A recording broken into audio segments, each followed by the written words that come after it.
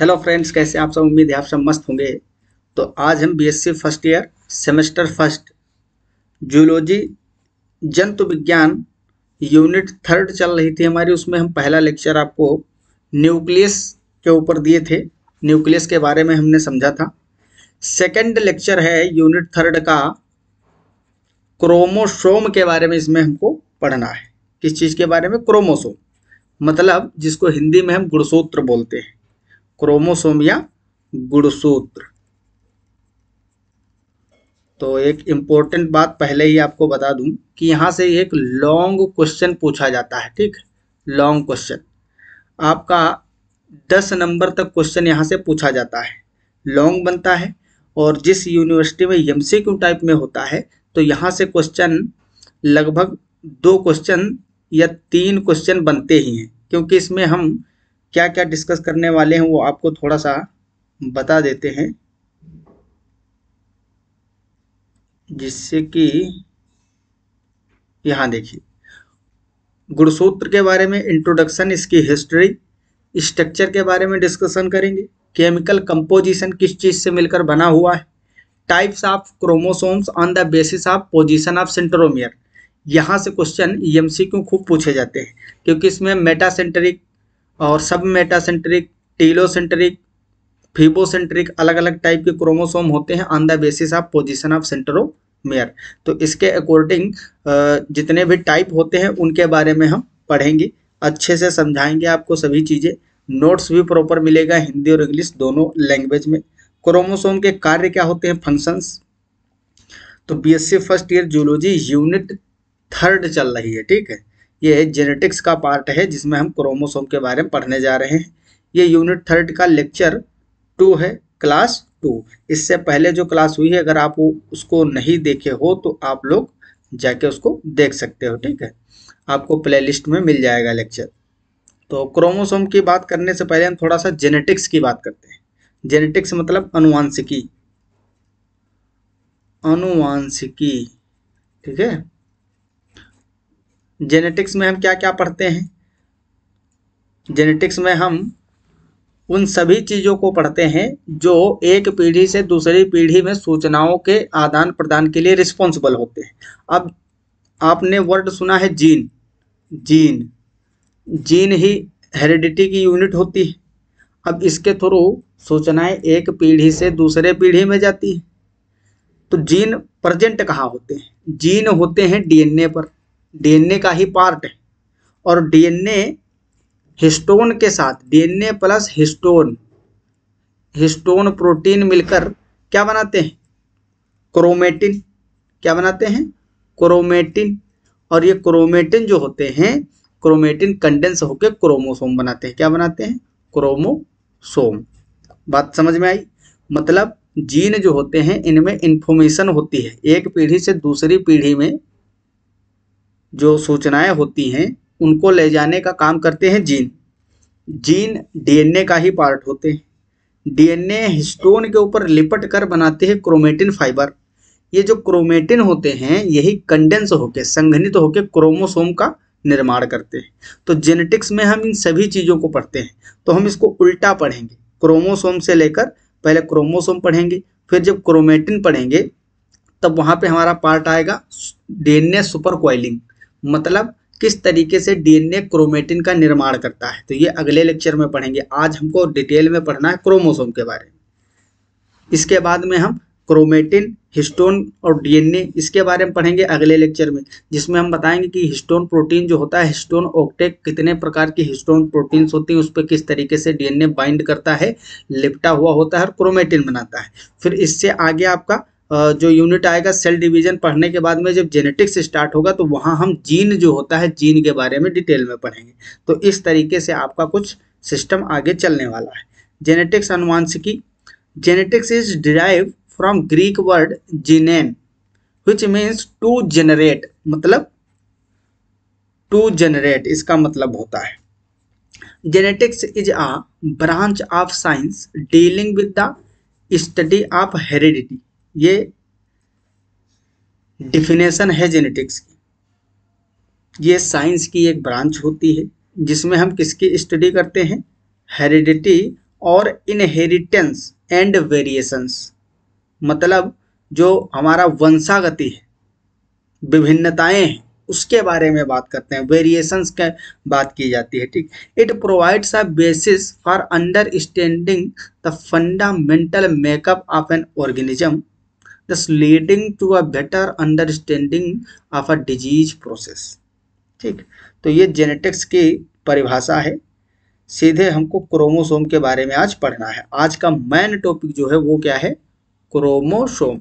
और इसका पीडीएफ जो है वो आपको पीडीएफ नोट्स टेलीग्राम चैनल पे मिल जाएगा। ठीक है, टेलीग्राम चैनल का नेम है बीएससी वर्ल्ड अमर सिंह, जो यूट्यूब चैनल का नेम है जहाँ पे आप ये लेक्चर देख रहे हो। तो जीन्स, पहले जीन के बारे में थोड़ा सा बात करेंगे, क्योंकि भाई क्रोमोसोम के ऊपर डीएनए है, डीएनए का ही पार्ट होता है स्पेसिफिक, जिसको जीन कहते हैं। अभी स्पेशल तरीके से आपको मैं जीन को समझाऊंगा। जीन में बहुत दिक्कत होती है बच्चों को, मैंने देखा है जनरली बहुत ज़्यादा प्रॉब्लम होती है, कन्फ्यूजन रहता है। यहाँ पे सब कन्फ्यूजन आपके दूर हो जाएंगे, और जितने भी यहाँ से इम्पोर्टेंट क्वेश्चन बनने वाले हैं वो सभी चीज़ें मैं आपको यहीं रटा दूंगा, सब बता दूंगा। ठीक है, वहीं से क्वेश्चन आएगा पक्का। Genes, the unit of inheritance, are located on the chromosomes of the gametes। अब समस्या यही रहती है, कहीं आप पढ़ते हो बुक में कि जीन क्रोमोसोम पे होते हैं, गुणसूत्र पे, कहीं पढ़ते हो जीन डीएनए पर होते हैं, कहीं पढ़ते हो जीन डीएनए का ही पार्ट है। तो इसमें से क्या सही है? सब सही है, क्योंकि मैंने बताया ना, क्रोमोसोम जो है, क्रोमोसोम क्रोमेटिन से बना होता है। क्रोमेटिन संघनित हो जाते हैं, कंडेंस हो जाते हैं, तो क्रोमोसोम बनता है। और ये क्रोमेटिन किससे बना है? डीएनए प्लस हिस्टोन से, हिस्टोन प्रोटीन से। तो ओवरऑल बात तो वही हुई ना, ये जो क्रोमोसोम है ये भी तो डीएनए से ही बना है। तो आप ये कहो कि जीन्स डीएनए का पार्ट है, या ये बोलो कि जीन्स कहाँ लोकेटेड होते हैं? क्रोमोसोम पे, बात तो वही है भाई। क्रोमोसोम एक इस तरीके का क्रोमोसोम है, ठीक है, इसमें क्रोमेटिन फाइबर लिपटे होते हैं इस तरीके से, और क्रोमेटिन फाइबर किससे मिलकर बना है? डीएनए और हिस्टोन से। तो डीएनए का ही पार्ट होते हैं जीन्स, और डीएनए इस पे लिपटा है। मान लीजिए कि ये जो डीएनए लिपटा है, दूसरा कलर ले लेता हूँ, इसका इतना पार्ट जीन है डीएनए का, तो हम क्या कहेंगे? जीन्स कहाँ है? जीन्स क्रोमोसोम पे स्थित है, क्योंकि डीएनए आपका क्रोमोसोम पे है, इसीलिए हम कहते हैं कि genes generally located on the chromosomes of the gametes. अब यहाँ पे गैमीट लिखा हुआ है, मतलब जो युग्मक बनते हैं, रिप्रोडक्शन के दृष्टि से बोला गया है। Passed from parent to progeny, तो ये आप लोग जानते ही हो, क्योंकि माता पिता से ऑफस्प्रिंग में जाते हैं, बच्चों में ट्रांसफर होते हैं। Chromosome term was introduce by Waldeyer. अब ये इंपॉर्टेंट क्वेश्चन है, यहाँ क्वेश्चन एमसीक्यू 1 नंबर वाला आपको देखने को मिलता है, और जो लॉन्ग क्वेश्चन आता है उसमें भी आपको साइंटिस्टों के नाम मेंशन करने रहते हैं, तभी आपको पूरा नंबर मिलता है। तो क्रोमोसोम टर्म किसने दिया था? वाल्डेयर ने दिया था सन 1888 में। अगला पॉइंट है, number of chromosomes is fixed in each cell but vary from species to species. That is very important line. इसमें क्या इंपॉर्टेंट है भाई? क्रोमोसोम नंबर किसी पर्टिकुलर एक सेल में हमेशा फिक्स रहता है। हमारे बॉडी की जितनी भी सेल्स हैं सब में 46 ही होंगे। अगर डिप्लॉइड है ना, डिप्लॉइड सेल्स हैं, तो उसमें 46 ही क्रोमोसोम होंगे। But species to species, organism to organism, ये चेंज होता है। जैसे जो चूहा है, चूहे की सेल्स देखोगे तो उसमें क्रोमोसोम नंबर अलग होगा, हमारा अलग। ड्रोसोफिला मक्खी है, उसका क्रोमोसोम नंबर अलग होगा। तो सबकी जो सबका नंबर होता है, अलग अलग स्पीसीज की बात करें तो सब में अलग अलग होगा, लेकिन एक ही स्पीसीज है, एक ही स्पीसीज के सभी सदस्यों में और उसके बॉडी के सभी सेल्स में क्रोमोसोम का नंबर हमेशा फिक्स रहता है। ये बात बहुत इंपॉर्टेंट है, आपको याद कर लेनी है इसे। In human beings the total number is 46। Chromosome का टोटल नंबर 46 होता है, आप पहले से ही जानते हो। और 23 पेयर बोल सकते हो। नेम्ड एज डिप्लॉइड, मतलब अगर डिप्लॉइड बात करोगे तो उसमें कितने होंगे? 23 पेयर्स होंगे, ठीक, जिसको हम 2n लिखते हैं, और हेप्लॉइड को n से रिप्रेजेंट करते हैं। अगला पॉइंट है, व्हेन इन गैमीट्स, मेल हो या फीमेल का गैमीट हो, the number is 23 that is haploid. क्यों? क्योंकि भैया इतना तो आप जानते ही हो, मान लो ये है आपकी मम्मी यहाँ पे और यहाँ है पापा, ठीक। मम्मी से बनेगा अंडाणु, अंडाणु, ठीक, मतलब ओवम, और यहाँ बनेगा आपका स्पर्म, रिप्रोडक्शन के टाइम पे बता रहे हैं, ठीक है, स्पर्म मतलब शुक्राणु। अब ये जो शुक्राणु है आपका और अंडाणु, तो इसमें 23 क्रोमोसोम होंगे। कितने? 23। ये जब फर्टिलाइजेशन होगा, इसमें निषेचन, क्या होगा? फर्टिलाइजेशन, फर्टिलाइजेशन मतलब निषेचन। तो निषेचन से क्या होगा? यहाँ पे जाइगोट बनेगा आपका। क्या बनेगा? जाइगोट मतलब युग्मनज, युग्मनज का फॉर्मेशन होगा। अब ये जो होगा तो यहाँ पे 23 और 23 टोटल कितने हो गए? 46 क्रोमोसोम। तो ये जो प्रोसेस है गैमीट फॉर्मेशन, ये जो गैमीट बन रहा है ना, ये क्या है? स्पर्म और अंडाणु, ओवम, ये दोनों गैमीट है। तो गैमीट जब बनता है तो यहाँ पे अर्धसूत्री विभाजन होता है, मियोसिस। क्या होता है? मियोसिस, मियोसिस होता है। अर्धसूत्री विभाजन, अर्धसूत्री विभाजन। इसके अलावा हमारे बॉडी में जितने भी सेल डिवीजन होते हैं वो सब माइटोसिस होते हैं, समसूत्री। क्योंकि ये जो विभाजन हो रहा है, सेल डिवीजन हो रहा है, ये गैमीट फॉर्मेशन के लिए हो रहा है। तो गैमीट फॉर्मेशन के लिए क्रोमोसोम नंबर हाफ करना अनिवार्य है, क्योंकि आपके पापा की जितनी भी बॉडी की सेल्स होंगी सब में 46 क्रोमोसोम होंगे, मम्मी के भी हर सेल्स में कितने होंगे? 46 क्रोमोसोम। अगर ये 46 दोनों आ जाएं तो अगली पीढ़ी में कितने हो जाएंगे? 92 हो जाएंगे, 92। और फिर वो आगे मिलकर कितने बनाएंगे? 184 हो जाएंगे। इसी तरीके से बढ़ता चला जाएगा, फिक्स तो रहेगा नहीं, फिर तो प्रॉब्लम हो जाएगी। तो इसलिए यहाँ पे नेचर ने अडॉप्ट किया मियोसिस, अर्धसूत्री विभाजन। अर्धसूत्री विभाजन के थ्रू यहाँ पे स्पर्म बनते हैं, जिससे क्या होता है? क्रोमोसोम नंबर हाफ हो जाता है, 46 से 23 हो जाता है। और इसी तरीके से अंडाणु में भी 23 होंगे। जब दोनों का फर्टिलाइजेशन होगा निषेचन के थ्रू, जाइगोट बनेगा, युग्मनज, जिसमें फिर से 46 ही क्रोमोसोम मेंटेन रहते हैं। तो इस तरीके से ये जो है ये हैप्लॉइड नंबर है। शुक्राणु और अंडाणु जो होते हैं बॉडी में वो क्या होते हैं? हैप्लॉइड होते हैं, यन स्टेज में होते हैं। क्या होते हैं? हैप्लॉइड होते हैं, हैप्लॉइड, ठीक। अगुणित, इसको हम हिंदी में बोलते हैं अगुणित। बाकी हमारी बॉडी की जो सेल्स हैं वो सभी डिप्लॉइड हैं, 2n, ठीक। अब जो क्रोमोसोम हैं 23 पेयर, कितने हैं? 23 पेयर्स क्रोमोसोम होते हैं। इसमें से 22 पेयर जो हैं वो ऑटोसोम्स होते हैं, और एक पेयर जो होता है हमारा वो सेक्स क्रोमोसोम होता है। इसका मतलब भी अभी हम बताएंगे आपको। 22 pair chromosomes are autosomes will 1 pair is sex chromosomes.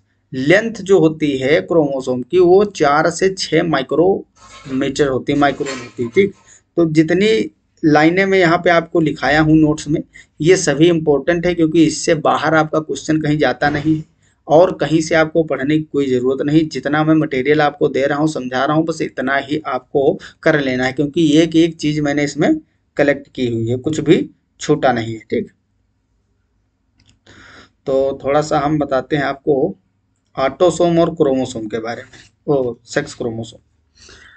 Total 46 गुणसूत्र होते हैं। 46 मतलब 23 पेयर्स, 23 पेयर क्रोमोसोम होते हैं, क्रोमोसोम। इसमें से 22 ऑटोसोम होते हैं, ऑटोसोम, जिसको हम हिंदी में बोलते हैं दैहिक गुणसूत्र, दैहिक गुणसूत्र, जो कि टोटल XX होते हैं। जो एक पेयर होता है, एक पेयर बोलो, या इसको हम 23rd पेयर भी बोलते हैं, 23rd पेयर, लास्ट वाला लास्ट वाले 2 क्रोमोसोम हैं, ठीक है। ये जो क्रोमोसोम है ये सेक्स क्रोमोसोम होते हैं, सेक्स क्रोमोसोम मतलब लिंग गुणसूत्र, लिंग गुणसूत्र। ये जो गुणसूत्र हैं अब ये अलग अलग होते हैं। अगर हम बात करेंगे मेल की और फीमेल की, ठीक, मेल और फीमेल में अलग अलग होगा सिस्टम। अगर मेल है तो उसमें एक एक्स क्रोमोसोम होगा, सेक्स क्रोमोसोम की बात कर रहे हैं लिंग गुणसूत्र की, और एक वाई होगा। इसी तरीके से जो फीमेल है, फीमेल में दोनों सेक्स क्रोमोसोम कैसे होते हैं, एक्स और एक्स। मतलब फीमेल में टोटल जो क्रोमोसोम है सभी एक्स एक्स ही होते हैं भाई। 44 गुणसूत्र इधर हैं 22 पेयर, वो भी कैसे हैं एक्स एक्स क्रोमोसोम, और यहाँ भी कैसे हैं एक्स। लेकिन मेल में क्या होता है, जो लिंग गुणसूत्र होते हैं उसमें एक होता है एक्स और एक वाई होता है। वाई गुणसूत्र जो है क्रोमोसोम ये सबसे छोटा होता है, ठीक। ये इसके लिए आप बात याद रख सकते हो। तो ये है कंसेप्ट ऑटोसोम और सेक्स क्रोमोसोम का। अब इसमें एक इंपॉर्टेंट बात आपको याद रखना है कि ये जो क्रोमोसोम होते हैं इनमें क्या सूचनाएं होती हैं। ऑटोसोम जो है 22 पेयर्स, 44 गुणसूत्र, इनमें हमारे पूरे बॉडी के पार्ट को बनाने की सूचनाएं होती हैं। लेकिन जो एक पेयर ये गुणसूत्र है 23rd पेयर, 23वां जोड़ा, ये सेक्स क्रोमोसोम है। तो इसका काम होता है हमारे रिप्रोडक्टिव ऑर्गन्स जो है उसके बनाने की सूचना होती है। क्योंकि आपको पता है जो जाइगोट बनता है, अभी हम आपको बताए थे कि इस तरीके से स्पर्म और प्लस ओवम, अंडाणु और शुक्राणु, शुक्राणु मिलते हैं तो क्या बनता है, जाइगोट बनता है, जाइगोट। अब यही एक जाइगोट जो है, ये जाइगोट जो है इसमें न्यूक्लियस भी होगा ना, दोनों का फ्यूज होकर आया होगा। ये जो जाइगोट है युग्मनज, ये अकेला डिवाइड करके डिवाइड करता रहता है, बहुत सारी सेल बनाता है, 1 से 2 बनेंगी, फिर इन दोनों से 2 बनेंगी। इस तरीके से ये समसूत्री विभाजन करते करते करते करते बहुत सारी सेल्स एकुमुलेट हो जाती हैं। मोरुला, ब्लास्टुला ये सब बनते हैं ना, रिप्रोडक्शन में आप प्रजनन में पढ़े होंगे। जिससे क्या होता है फिर धीरे धीरे हमारी पूरी बॉडी का फॉर्मेशन होता है, समझ रहे हो ना। तो इसमें हाथ, पैर, सिर, हार्ट, हर चीज बनेगी इसी एक जाइगोट से डेवलप होगी। तो इस जाइगोट जो है, अब 23 गुणसूत्र यहाँ से आए, 23 यहाँ से आए, टोटल कितने हो गए 46 गुणसूत्र। अब ये 46 गुणसूत्र इस जाइगोट के अंदर है। अब इनका काम क्या है, इसमें से जो 44 गुणसूत्र प्लस 2 गुणसूत्र इस तरीके से डिवाइड है। ये है ऑटोसोम, ऑटोसोम, और ये है सेक्स क्रोमोसोम, ठीक। तो ये जो 44 इसके अंदर गुणसूत्र हैं वो क्या करेंगे, उनका काम होगा, उनमें ऐसी सूचनाएं होंगी जो बॉडी के अदर अंगों को बनाएंगी रिप्रोडक्टिव ऑर्गन्स को छोड़ के, और ये 2 का काम होगा रिप्रोडक्टिव सिस्टम को मेंटेन करना। तो इस तरीके से कुछ डिवीजन होता है इनमें, ठीक। चलो हम आगे बढ़ते हैं। इंपॉर्टेंट चीज है यहाँ पे, देखिए क्रोमोसोम को थोड़ा सा दिखाया गया है, मैं जूम करके आपको दिखाऊंगा, अच्छे से समझ में आएगा। ये है क्रोमोसोम, ये बहुत इंपॉर्टेंट चीज है, आपको भविष्य में भी बहुत ज़्यादा काम आएगी, क्योंकि आगे एमएससी वगैरह में भी चीज़ें पूछी जाती हैं। ये फर्स्ट क्रोमोसोम है, सेकंड, थर्ड, फोर्थ, फिफ्थ, 6, 7, 8, 9, 10, इस तरीके से क्रोमोसोम का शेप होता है। कुछ साइज और शेप यहाँ पे आपको दिखाया गया है। एक्स क्रोमोसोम है जो इतना बड़ा होता है, वाई सबसे छोटा होता है लगभग, मैंने कहा था ना, वाई क्रोमोसोम जो है वो छोटा होता है। ये पेयर्स दिखाए गए हैं, पहला जोड़ा है क्रोमोसोम का, दूसरा, तीसरा, चौथा, पांचवा। तो ये जो 22 तक हैं ये तो सब में सेम होते हैं, सब में सेम होते हैं, मेल हो या फीमेल हो, क्योंकि ये ऑटोसोम है। जो लास्ट वाला है 23rd, ये अगर मेल में होगा, मेल में तो इस तरीके का होगा, एक एक्स एक वाई। अगर फीमेल हुआ तो ये वाई नहीं होगा, यहाँ पे एक ऐसा ही एक्स और होता है फीमेल में, ठीक। तो ये क्रोमोसोम का शेप और साइज है, जिसको आप देख सकते हो एग्जैक्टली ऐसे ही ये होते हैं, ठीक। अगर इनमें इनके शेप साइज में कोई दिक्कत आ जाए, नंबर में दिक्कत आ जाए, तो इससे बहुत सारे डिजीज होते हैं जो हम जेनेटिक्स में आगे पढ़ेंगे। मान लो यहाँ पे 2 की जगह पे 1, 3 हो गए तो समस्या हो जाएगी, या यहाँ से 1 कम हो जाए कहीं भी, ठीक। तो इस तरीके की प्रॉब्लम्स जो हैं उससे डिजीज, आनुवंशिक रोग हो जाते हैं, जेनेटिक डिजीज हो जाते हैं, जो कि बड़े ही डेंजरस होते हैं, उसके बारे में हम आगे चलकर पढ़ेंगे। यहाँ पे देखिए ये मदर्स सेक्स क्रोमोसोम दिखाए गए हैं XX, और ये फादर्स सेक्स हॉर्मोन्स क्रोमोसोम्स, इसमें क्रॉस करवाया गया है। तो क्रॉस के बाद में बताया गया है कि किस तरीके से, मान लो ये तो आप जानते ही हो, गर्ल और बॉय यहाँ पे दिखाया गया। देखो गर्ल है तो उसमें सेक्स क्रोमोसोम कैसे होंगे, सेक्स क्रोमोसोम X और X होंगे, दोनों सेम। और यहाँ पे देखिए जो बॉय है यहाँ पे ये X क्रोमोसोम है और ये Y है, Y वाला छोटा है, ठीक। तो ये क्रोमोसोम का शेप और साइज है। सेक्स क्रोमोसोम के बारे में थोड़ा सा यहाँ पे देखिए, और ये X क्रोमोसोम है, ये है Y। इन चीज़ों को पढ़ने से पहले थोड़ा हम आपको यहाँ दिखाते हैं चीज़ें कुछ। यहाँ हिंदी और इंग्लिश दोनों चीज़ों में, दोनों लैंग्वेज में लिखा हुआ है सभी चीज़ें। Chromosomes are thread like filamentous structure present in nucleoplasm. Thread like structure होते हैं, धागेनुमा। अभी आपको मैंने क्रोमोसोम का दिखाया था डायग्राम, मतलब ये न्यूक्लियोप्लाज्म में उपस्थित धागे के समान तंतुमयी संरचना होती है। In different phases of cell division, ये बहुत इंपॉर्टेंट पॉइंट है। In different phases of cell division shape of chromosomes is variable. कहने का मतलब अभी हम सेल डिवीजन जब 4th यूनिट में पढ़ेंगे तो और डिटेल में समझाएंगे। जब सेल डिवीजन होता है, कोशिका विभाजन, मान लो ये सेल थी, ये डिवाइड कर रही थी, तो इस सेल के डिवीजन में कई सारे फेज होते हैं, आपको पता है ना।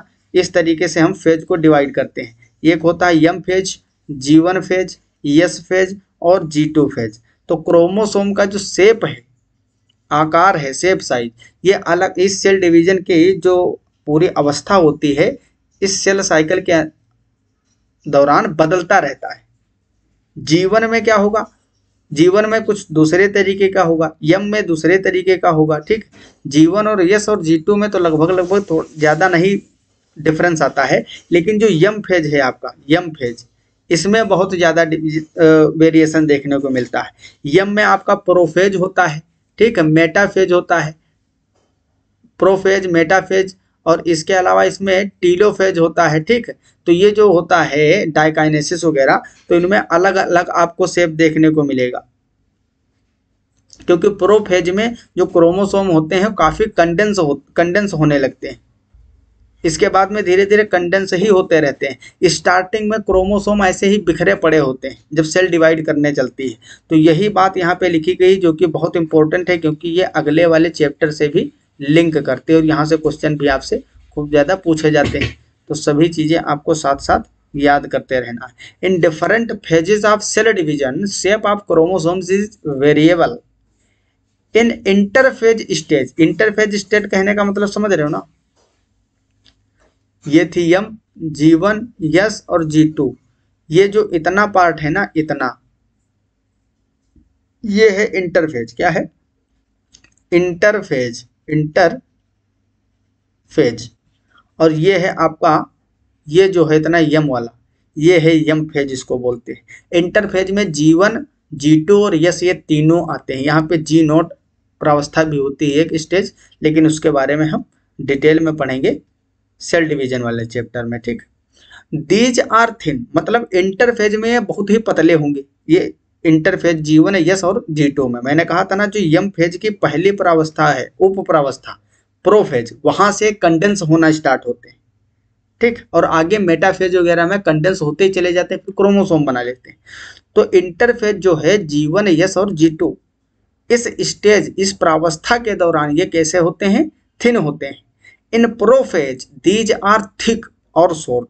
जैसे ही प्रोफेज आएगा तो ये शॉर्ट हो जाएंगे, छोटे हो जाएंगे और मोटे होने लगेंगे। कोई भी चीज़ मान लो लंबी है तो उसको मोटा करना है तो उसको छोटा तो करना ही पड़ेगा। जब उसको थोड़ा कंडेंस करोगे तो लंबाई छोटी हो जाएगी, लेकिन वो मोटा होने लगेगा, समझ रहे हो। तो इस तरीके का कुछ प्रोसेस इसमें देखने को मिलता है। प्रोफेज में क्या होगा, ये मोटाई में बढ़ने लगते हैं और इनकी जो लेंथ होती है वो शॉर्ट होने लगती है। The proper shape of chromosome is study in metaphase stage. ये बहुत ज़्यादा इम्पोर्टेंट क्वेश्चन है, और आप मान के चलिए कि हमको तो लग रहा है भाई ये जरूर आपको देखने को इस बार एग्जाम में मिल सकता है कि क्रोमोसोम का आकार का अध्ययन जो है वो मेटाफेज अवस्था के दौरान किया जाता है, क्योंकि उस समय क्रोमोसोम बढ़िया तरीके से कंडेंस हो जाते हैं और क्रोमोसोम प्रॉपर अपने शेप में आ जाते हैं और अच्छे तरीके से विजुअलाइजेशन वहाँ पे हो जाता है। थर्ड पॉइंट है number of chromosome vary species to species but it is fixed for a particular species, जो की बात अभी मैंने बताया था। गुणसूत्रों की संख्या भिन्न भिन्न स्पीसीज में अलग अलग होती है, लेकिन एक ही स्पीसीज में इनकी संख्या निश्चित होती है प्रत्येक सेल में। In somatic cells two similar set of chromosome are present and this condition is called diploid. तो डिप्लॉइड हेप्लॉइड हम आपको अगुणित द्विगुणित अभी बता दिए हैं सब। हम बात करते हैं सीधे स्ट्रक्चर ऑफ क्रोमोसोम की। अब यहाँ से भी पार्ट पूरा इंपॉर्टेंट स्टार्ट हो रहा है। क्यों? क्योंकि यहाँ जो क्रोमोनिमेटा है, काइनेटोकोर है, सेंट्रोमियर है, सेंट्रोसोम है, सैटेलाइट है, प्राइमरी कॉन्स्ट्रिक्शन, सेकेंडरी कॉन्स्ट्रिक्शन, ये जो वर्ड है ना, ये आपको बहुत परेशान करते हैं, ये मुझे पता है। ठीक, ज़्यादातर आपको मैक्सिमम स्टूडेंट को यहाँ पे समस्या होती है। तो जैसे मैं समझा रहा हूँ उसी तरीके से आपको नोट करना है और समझना है, आराम से आपके सभी डाउट क्लियर हो जाएंगे। तो स्ट्रक्चर ऑफ क्रोमोसोम में पहला हम पढ़ेंगे क्रोमोनिमेटा क्या होता है। अब ये जो हम क्रोमोनिमेटा, सेंट्रोमियर वगैरह पढ़ रहे हैं, ये सब मेटाफेज स्टेज जो है उसी के दृष्टि से पढ़ रहे हैं, क्योंकि मेटाफेज में ही एक कंप्लीट क्रोमोसोम बनता है। ठीक है, एक कंप्लीट क्रोमोसोम जो आपका है वो मेटाफेज स्टेज में ही बन के तैयार होता है। इससे पहले देखोगे तो सभी चीज़ें नहीं होंगी, हो सकता है क्रोमोनिमेटा, काइनेटोकोर वगैरह उसमें प्रॉपर ना दिखें आपको। तो मेटाफेज स्टेज के दौरान जो स्ट्रक्चर होता है क्रोमोसोम का, उसके अकॉर्डिंग हम इसके पार्ट पढ़ेंगे। क्रोमोनिमेटा क्या है? These are two thread like structure which form cord like coiling, मतलब यह दो धागों के समान संरचनाएं होती हैं जो एक रस्सी के समान कुंडली बनाती हैं। क्या बनाती हैं? रस्सी के समान कुंडली बनाती हैं। सेकंड है इसमें क्रोमोमियर्स। सेकंड है chromomere. One chromonemata some bead like structure are present which are called chromomeres.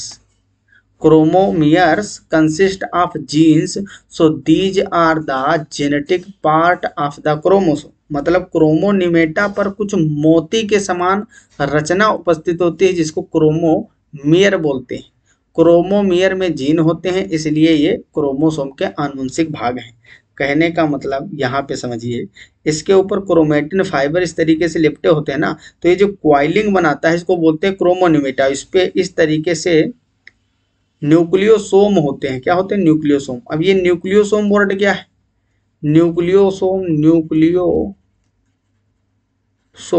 Nucleosome model हम अगले लेक्चर में पढ़ने वाले ना, जब डीएनए की सुपर क्वाइलिंग के बारे में पढ़ेंगे। इसमें डीएनए और प्लस हिस्टोन होता है। क्या होता है? हिस्टोन, जिससे बनते हैं न्यूक्लियोसोम।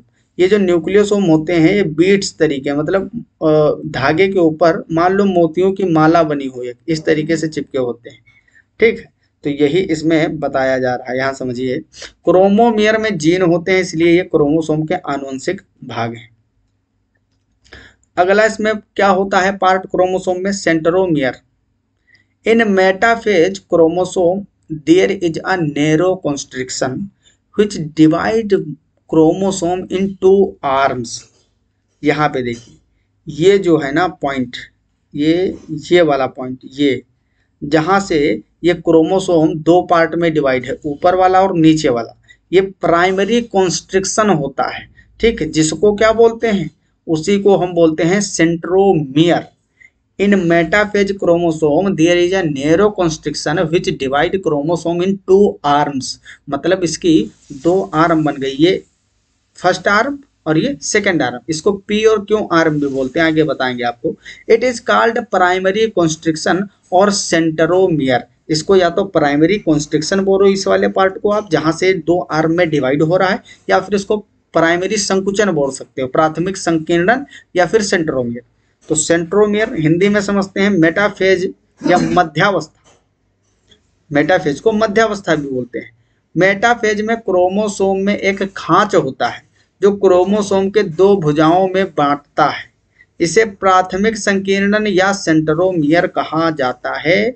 ये बहुत इंपॉर्टेंट पार्ट चल रहा है, इसको याद रखना है आपको। सेकेंडरी कॉन्ट्रैक्शन क्या होता है? अभी तक तुम पढ़े थे ये प्राइमरी कॉन्ट्रैक्शन, मतलब यहाँ पे प्राइमरी कॉन्ट्रैक्शन हुआ। ये क्या है? प्राइमरी कॉन्ट्रैक्शन, प्राथमिक संकीर्णन। एक द्वितीयक संकीर्णन भी मिलता है इसमें। It is rich in RNA, मतलब ये जो कॉन्ट्रैक्शन होता है सेकेंडरी वाला, वहां पे कॉन्ट्रैक्शन की जगह पे आरएनए बहुत ज्यादा मात्रा में होता है। And it takes part in nucleolus formation, so it is also known as nucleolus organizing region, NOR बोलते हैं शॉर्ट में। सेकेंडरी कॉन्ट्रैक्शन जो होता है यहाँ पे मैक्सिमम आरएनए देखने को मिलता है और ये न्यूक्लियोलस को बनाने में मदद करता है, इसीलिए इसको न्यूक्लियोसोम संगठनकारी, न्यूक्लियोलस संगठनकारी क्षेत्र बोलते हैं, न्यूक्लियोलस ऑर्गेनाइजिंग रीजन। अब हम बात करते हैं सैटेलाइट बॉडी। सैटेलाइट बॉडी का वैसे काम तो कोई अभी तक ज्ञात हुआ नहीं है कि क्या होता है, लेकिन फिर भी इसके बारे में हम पढ़ते हैं। It is knob like structure. Knob like structure मतलब इस तरीके से क्रोमोसोम के ऊपर सैटेलाइट लगा होता है, ठीक। ये जो है ना, ये सैटेलाइट लगा होता है।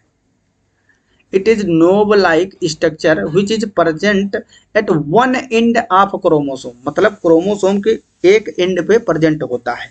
It is not found in all chromosomes, मतलब सभी क्रोमोसोम में ये नहीं मिलता है, प्रत्येक क्रोमोसोम में ये मिले ये जरूरी नहीं है। The chromosomes which have satellite body are called SAT chromosomes, मतलब SAT सैट क्रोमोसोम बोलते हैं जिसमें ये पाया जाता है सैटेलाइट। इसका कार्य अभी तक ज्ञात है नहीं कि इसका काम क्या होता है, इस पर रिसर्च खूब हुए हैं लेकिन अभी तक कुछ पता नहीं चला है। सैटेलाइट बॉडी मतलब क्रोमोसोम के एक सिरे पर गांठ के समान रचना पाई जाती है, जो मैंने दिखाया ना आपको ये वाली, जिन्हें सैटेलाइट काय कहते हैं। यह सभी क्रोमोसोम में उपस्थित नहीं होते हैं। वे क्रोमोसोम जिनमें सैटेलाइट काय होते हैं उनको क्या कहते हैं? सेट क्रोमोसोम कहा जाता है। तो सैटेलाइट के बारे में भी क्वेश्चन पूछ लिए जाते हैं। अब हम बात करते हैं functions of chromosome and type of chromosome. अभी और बहुत सारी स्लाइडें आपको दिखाएंगे, बहुत ही अच्छी अच्छी स्लाइडें हैं। पहले यहाँ समझते हैं फंक्शंस ऑफ क्रोमोसोम, मतलब क्रोमोसोम गुणसूत्र के कार्य। It transfers parental character to offspring, मतलब क्रोमोसोम या गुणसूत्र के द्वारा माता पिता के लक्षण संतान में जाते हैं, ये तो आपको पता है, ये मुख्य कार्य है इसका। It regulates development and differentiation of organism, मतलब जो शरीर का विकास और विभेदन होता है कोशिकाओं का, वो उन सब के सूचनाएं और उसका कंट्रोल क्रोमोसोम के पास होता है। क्योंकि हम क्या बोलते हैं, एक सेल जो होती है वही हमारे बॉडी की सभी फंक्शन को मेंटेन करती है। सेल के अंदर क्या होता है? न्यूक्लियस होता है। ये है हमारी सेल और ये क्या है? न्यूक्लियस, ठीक। तो हम सेल न्यूक्लियस को क्या बोलते हैं? Master mind of the cell. Nucleus क्या है? Master mind of the cell. क्यों बोलते हैं? क्योंकि न्यूक्लियस इसलिए मास्टर माइंड है क्योंकि इसके अंदर क्या है? क्रोमोसोम, ठीक। तो एक्चुअल में न्यूक्लियस इसीलिए मास्टरमाइंड बोलते हैं सेल का। सेल हमारे बॉडी की एक एक फंक्शन को करने के लिए रिस्पॉन्सिबल है और सेल का काम कौन कंट्रोल करता है? न्यूक्लियस। तो ओवरऑल हम किस पे डिपेंड हैं? न्यूक्लियस पे। और न्यूक्लियस के अंदर, न्यूक्लियस में भी जो क्रोमोसोम होते हैं, क्रोमोसोम के ऊपर जो न्यूक्लियोसोम होते हैं, न्यूक्लियोसोम के जो पार्ट होता है डीएनए, और डीएनए पे स्थित जीन जो होते हैं, तो एक्चुअल में जीन सब कुछ कंट्रोल कर रहे हैं। समझ रहे हो? कितना अंदर जाओगे तब आपको चीजें समझ में आएंगी, ठीक है। तो it regulates development and differentiation of organism, इसके द्वारा ही विकास तथा जीव के विभेदन का नियंत्रण होता है। थर्ड पॉइंट है क्रोमोसोम रेगुलेट्स प्रोटीन सिंथेसिस, मतलब यह प्रोटीन संश्लेषण को भी नियंत्रित करते हैं। क्योंकि आपको पता है ना कि प्रोटीन संश्लेषण कैसे होता है। ये आपका डीएनए है, डीएनए में क्या होगा? रिप्लिकेशन होता है, तो डीएनए से डीएनए बनता है। इसके अलावा जब ट्रांसफॉर्मेशन होता है, ट्रांसफॉर्मेशन कहाँ होगा? ट्रांसक्रिप्शन, तो ये बनता है mRNA। क्या बनता है? mRNA। फिर इसमें होता है ट्रांसलेशन। क्या होता है? ट्रांसलेशन। तो ट्रांसलेशन से आपका प्रोटीन बनता है, तो एक्चुअल में क्या हो रहा है, डीएनए से ही तो बनना है प्रोटीन। तो ये क्रोमोसोम जो है ये प्रोटीन सिंथेसिस को भी रेगुलेट करते हैं। रेगुलेशन में क्रोमेटिन काफी भाग लेते हैं, ठीक है, कि एक्सप्रेशन ऑफ जीन रेगुलेशन आप आगे चलकर थर्ड सेमेस्टर में पढ़ोगे डिटेल में, तब आपको चीजें बताई जाएंगी। अभी जो थर्ड सेमेस्टर वाले हैं उनको अभी मैंने पढ़ाया है ये यूनिट पूरी, तो उसमें काफी डिटेल में था। From centromere spindle fibres are formed which are necessary for all cell division. Centromere के स्पिंडल तंतु बनते हैं, सेंट्रोमियर जो होता है उससे स्पिंडल फाइबर बनते हैं जो कोशिका विभाजन के लिए आवश्यक होते हैं। आपको पता है क्रोमोसोम की जो अपोजिट पोल की ओर मूवमेंट होती है वो स्पिंडल फाइबर के थ्रू होती है, तो उसमें भी सेल डिवीजन में भी ये क्रोमोसोम हेल्प करते हैं। अब हम बात करते हैं types of chromosome on the basis of position of centromere. मतलब जो सेंट्रोमियर होता है उसकी पोजीशन के अकॉर्डिंग क्रोमोसोम अलग अलग टाइप के होते हैं। ये बहुत ज़्यादा पूछा जाने वाला, अभी तक में सबसे ज़्यादा क्वेश्चन पूछा जाने वाला है इस चैप्टर से। 4 प्रकार के होते हैं टोटल। जब सेंटरोमियर बिल्कुल सेंटर में होगा, क्रोमोसोम के सेंटर में, तब उसको हम बोलते हैं मेटासेंटरिक। क्या बोलते हैं? मेटासेंटरिक। मेटासेंटरिक को हिंदी में क्या बोलते हैं? मध्य केंद्र की। मेटा सेंटरिक या उसको बोलते हैं मध्य केंद्र की। क्या बोलते हैं? मध्य केंद्र की बोला जाता है। जब थोड़ा सा हट के होते हैं, बीच में नहीं है, बिल्कुल यहाँ बीच तो यहाँ पे है लेकिन बीच से थोड़ा हट के होते हैं, तब इसको बोलते हैं सब मेटा सेंटरिक, मतलब उप मध्य केंद्र की। उप मध्य केंद्र की क्या बोलते हैं? उप मध्य केंद्र की। इसके अलावा जब थोड़ा और पास आ जाते हैं, एक आर्म बहुत छोटी हो जाती है और दूसरी आर्म बहुत बड़ी हो जाती है, इस तरीके से एक आर्म छोटी और एक बहुत बड़ी, तब इसको बोलते हैं एक्रोसेंटरिक। क्या बोलते हैं? एक्रोसेंटरिक। इसके अलावा जब बिल्कुल टॉप पे आ जाता है, कहाँ जाता है? टॉप पे। ये जो सेंट्रोमियर है आपका, ये क्या है? ये है सेंट्रोमियर। सेंट्रोमियर ये जब बिल्कुल टॉप पे आ जाएगा तब इसको बोलते हैं टीलोसेंट्रिक। क्या बोलते हैं? टीलोसेंट्रिक। अंत्य केंद्र की। क्या बोलते हैं? अंत्य केंद्र की, मतलब बिल्कुल अंत में पहुंच गया है सेंट्रोमियर। इसके अलावा एक ऐसा भी क्रोमोसोम हो सकता है जो कैसा हो? एसेंट्रिक, मतलब जिसमें सेंट्रोमियर ही ना हो, विदाउट सेंट्रोमियर। विदाउट सेंट्रोमियर मतलब उसमें सेंट्रोमियर ही ना प्रेजेंट हो, तो उसको एसेंट्रिक बोलते हैं। क्या बोलते हैं? एसेंट्रिक। तो इस तरीके से आपका ये कंप्लीट होता है types and function of chromosome. यहाँ से क्वेश्चन जरूर आता है, ठीक, ये बहुत इंपॉर्टेंट है, हर बार क्वेश्चन आता है, पिछली बार भी यूनिवर्सिटियों में पूछा गया था। आप चाहे CSGMU से हो, कानपुर यूनिवर्सिटी, अवध यूनिवर्सिटी, इसके अलावा Siddharth university, DDU Gorakhpur, Allahabad university, किसी भी विश्वविद्यालय से हो, सब में ऐसे ही क्वेश्चन आएंगे सीधा, जो मैं बता रहा हूँ, क्योंकि पिछली बार भी सभी यूनिवर्सिटी के पेपर हम सोल्व करवाए थे ना, इसीलिए बता रहे हैं आपको, और उससे पहले पढ़ाए थे, जो बताया था वैसे ही लगभग क्वेश्चन आए थे। तो यहाँ पे देखिए ये पार्ट है जो ये आपको जनरली याद नहीं करना पड़ता है। आप डाटा ये याद कर सकते हो कि यक्स क्रोमोसोम जो होता है इसमें 900 से 1600 जीन्स होते हैं, लेकिन इस पे लगभग 70 से 200 जीन्स ही होते हैं वाई क्रोमोसोम पे, और ये छोटा सा देखो एक कैप्सूल टाइप में होता है, टेस्टिस डिटरमाइनिंग फैक्टर भी बोलते हैं इसको, ठीक है। इसके अलावा आगे देखिए यहाँ पे केमिकल कॉन्स्टिट्यूएंट दिखाया गया है कि क्रोमोसोम का केमिकल कॉन्स्टिट्यूएंट क्या है। रासायनिक संगठन, रासायनिक संगठन, रासायनिक संगठन क्या होता है? तो रासायनिक संगठन भाई, पहली बात तो इसमें डीएनए होता है। क्या होता है? डीएनए।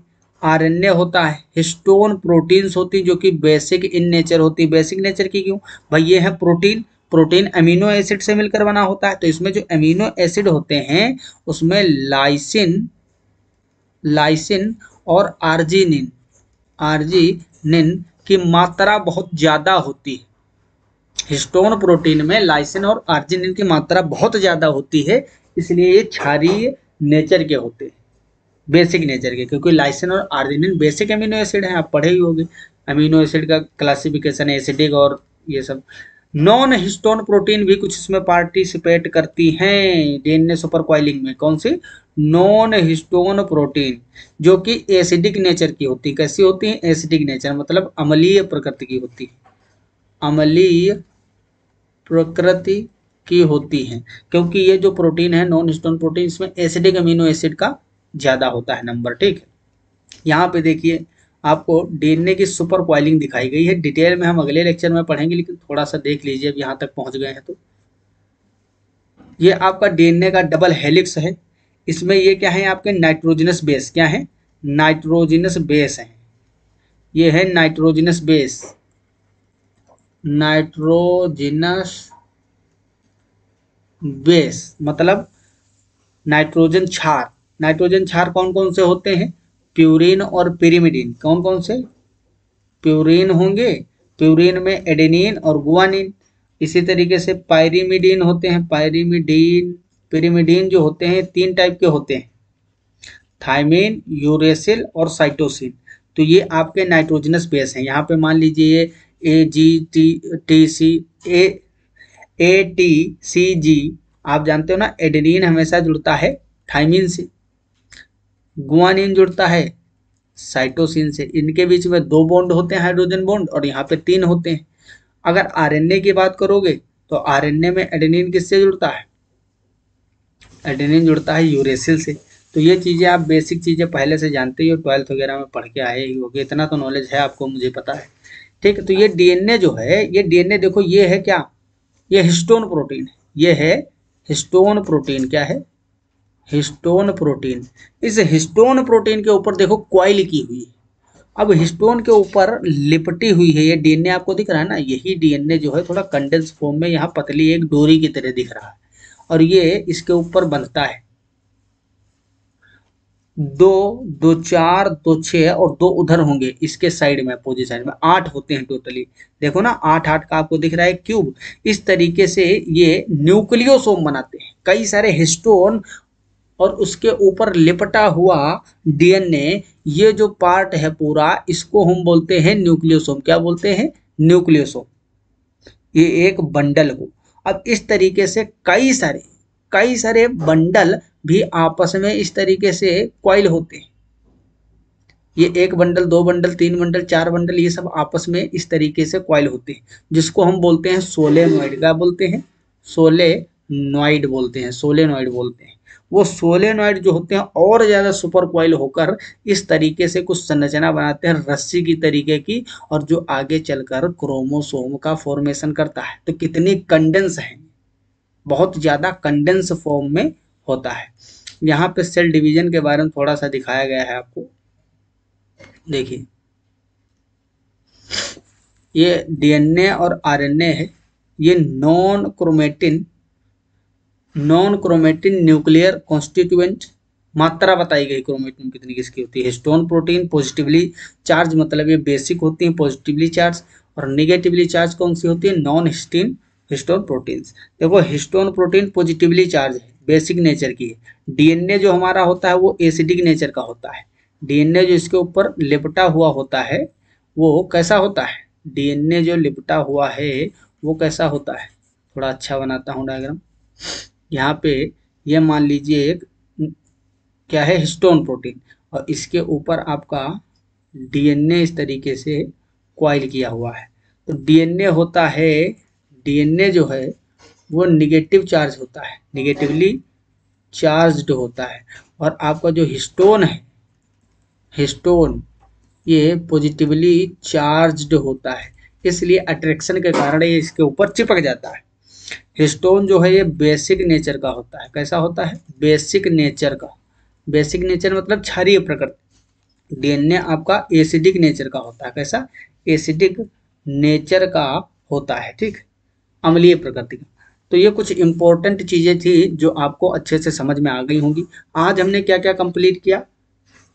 न्यूक्लियोसोम, सॉरी, जेनेटिक्स की पहले हम आपको परिभाषा वगैरह बताएं, इंट्रोडक्शन दी, फिर क्रोमोसोम का स्ट्रक्चर देखे, किस किस टाइप के होते हैं, ऑटोसोम्स और सेक्स क्रोमोसोम। इसके अलावा स्ट्रक्चर, फंक्शन और टाइप, ये सभी चीज़ें डिटेल में देखें, किस तरीके से ये वेरी करता है स्पीसीज टू स्पीसीज, नंबर इसका और सेम स्पीसीज में सेम रहता है। इसके अलावा जितने भी इम्पोर्टेंट पॉइंट्स थे क्रोमोसोम के वो सभी मैंने आपको बताए। वाल्डेयर ने इनको सबसे पहले डिस्कवर किया था, उसके बारे में भी मैंने तुमको बताया। तो इम्पोर्टेंट पॉइंट सभी क्रोमोसोम से रिलेटेड हो चुके हैं। अब अगले लेक्चर में आपको डीएनए सुपर कॉइलिंग पे विधिवत बताऊंगा एक एक चीज, और जो बेस पेयरिंग होती है डीएनए के अंदर, इन सब चीजों के बारे में डिस्कस कर लेंगे। तो मिलते हैं अगली क्लास में। आप लोग अच्छे से पढ़ाई करते रहो, तब तक के लिए okay bye, all the very best, thanks for watching. जय हिंद, जय भारत।